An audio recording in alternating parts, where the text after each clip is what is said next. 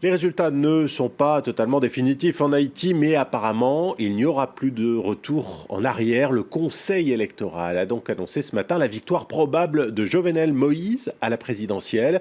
Je vous propose de retrouver tout de suite la correspondante de l'AFP à Port-au-Prince, Amélie Baron. Amélie, c'est une large victoire qui se profile pour Jovenel Moïse. Jovenel Moïse. Absolument, puisqu'il y a presque un peu plus de 350 000 voix qui séparent Jovenel Moïse de son concurrent Jude Célestin.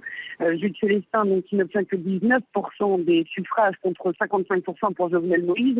Ce sont effectivement des résultats préliminaires. Tout candidat a le droit légalement de contester ces chiffres, mais effectivement, l'avance entre les deux candidats est telle qu'il semble très compliqué qu'il y ait un retour en arrière, comme vous le disiez.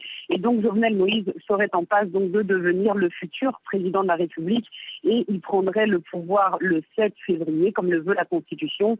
Maintenant, les résultats seront vraiment définitifs le 29 décembre.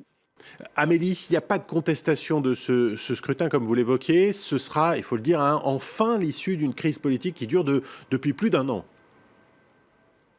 Oui, depuis plus d'un an, depuis que l'an dernier, en octobre, le premier tour de cette élection présidentielle avait été organisé, mais avait dû être annulé suite aux contestations et aux soupçons de fraude massive qui avaient été observés par une commission électorale indépendante.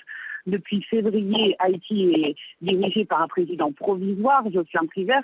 Son mandat ne devait durer que 3 mois, mais il est encore en poste. Donc c'est vrai que cette élection était cruciale pour la stabilité politique du pays qui en a bien besoin pour se relever non seulement du séisme de 2010, mais effectivement de l'ouragan Mathieu qui a ravagé le sud du pays il y a un mois et demi.